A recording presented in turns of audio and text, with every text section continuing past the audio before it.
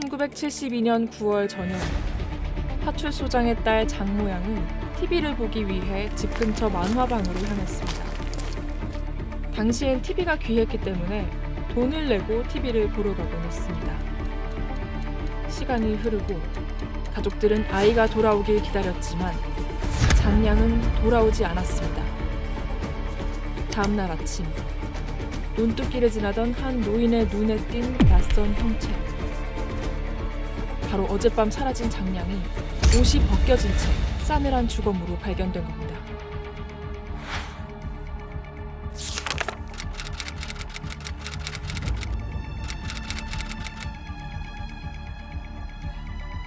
강원도 산골마을에서 일어난 경찰 간부의 딸 살인사건에 사람들의 관심이 모아졌습니다. 사건 소식은 얼마 지나지 않아 서울에 닿았고 당시 내무부 장관이던 김현옥 장관은 10월 10일까지 범인을 잡지 못하면 문책하겠다며 시한부 검거령을 내렸습니다. 전국민적인 관심과 반드시 범인을 검거하겠다는 고위층의 의지, 이것이 사건을 송두리째 뒤흔들 것이라는 걸 그 당시엔 알지 못했습니다. 시간은 흘러갔지만 수사엔 진척이 없었습니다. 그렇게 범인의 윤곽조차 잡지 못한 채 검거령의 마지막 날인 10월 10일 경찰이 유력 용의자를 붙잡았다는 소식이 들려왔습니다. 경찰이 지목한 용의자는 바로 만화방 주인 정원석. 그리고 기다렸다는 듯 드러나는 증거들. 현장에서 발견된 정씨 아들의 연필, 길이 15.8cm의 하늘색 긴 연필이었습니다. 현장에서 발견된 정씨의 빚, 정씨가 빌려간 뒤 돌려주지 않았다는 만화방 종업원의 증언, 정씨 속옷에서 발견된 혈흔, 정씨가 이전에 종업원들을 성폭행했다는 고발까지 더해졌습니다. 검거기한의 마지막 날, 극적으로 해결된 살인사건. 사건 해결에 공을 세운 경찰 2명은 특진, 또 다른 2명은 장관 표창을 받았습니다. 1973년 3월, 재판부는 정 씨에게 무기징역을 선고. 그렇게 파출소장 딸 살인사건은 종결됐고 사람들의 기억 속에서 잊혀져 갔습니다. 1987년, 정 씨는 모범수로 감형받아 15년 2개월의 수감 생활을 마치고 출소했습니다. 출소한 정 씨의 입에서 나온 한마디.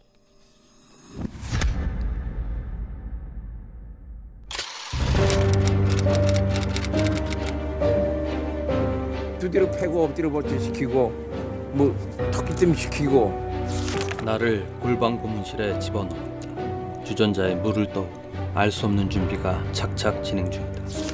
내 몸은 착 고꾸라진 채 거꾸로 대롱대롱 매달렸다. 이때 생각이 났다. 낮에 형사들이 한 말. 정원섭이 오늘 저녁 비행기 타고 제주도 가야 하겠어. 그 비행기 탄다는 말이 이렇게 거꾸로 매달아 놓는다는 것인지는 가르쳐주지 않았다.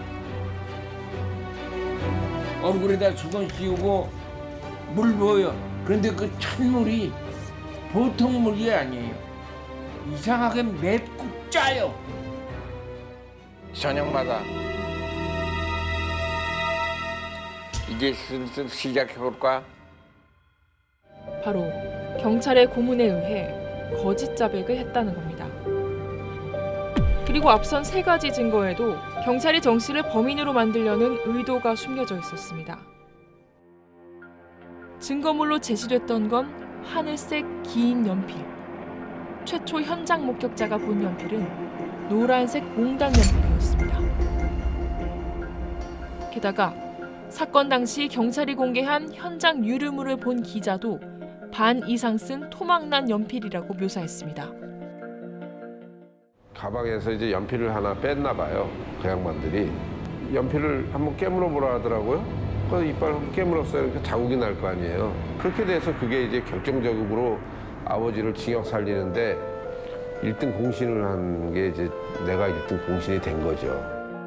증거물로 제시된 빛도 목격자가 본 빛과는 다른 빛이었습니다.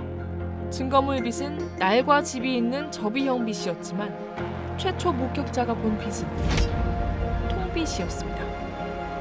게다가 정 씨가 빚을 빌려갔었다고 진술한 종업원은 경찰의 가혹행위 끝에 허위 진술했다고 재판에서 번복했지만 묵살당했습니다. 증거물로 제출된 정 씨의 속옷은 이미 세탁을 마친 속옷이었습니다.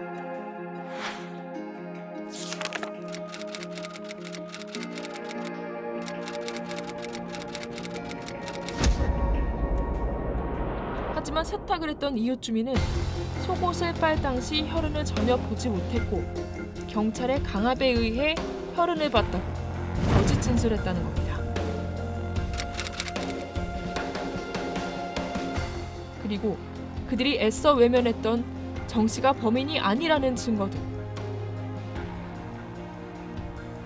사건 당시 현장에서 범인의 것으로 추정되는 혈흔이 발견됐는데 검사 결과 A형, 하지만 정 씨의 혈액형은 B형이었습니다.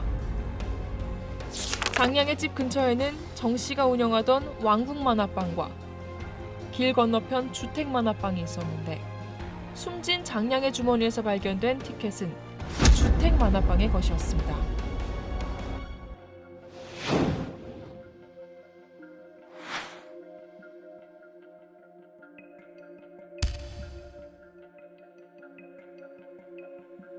하지만 기적적으로 진실화해위원회가 출범하면서 숨겨진 진실이 드러나기 시작했습니다. 피고인은 무죄.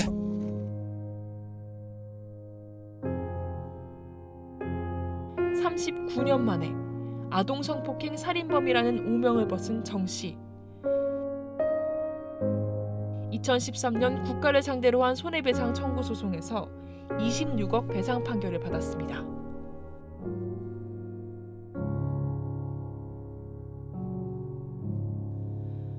(3년이던) 손해배상 청구 소멸시효가 하필 정 씨의 재판이 진행되는 동안 돌연 6개월로 축소됐습니다.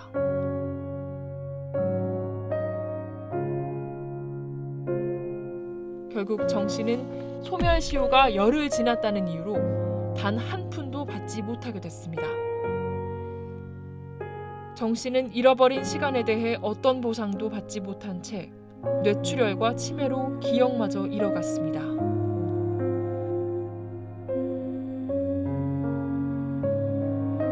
정 씨가 검거되고 사건 기록과 증거물들은 모두 폐기된 상태.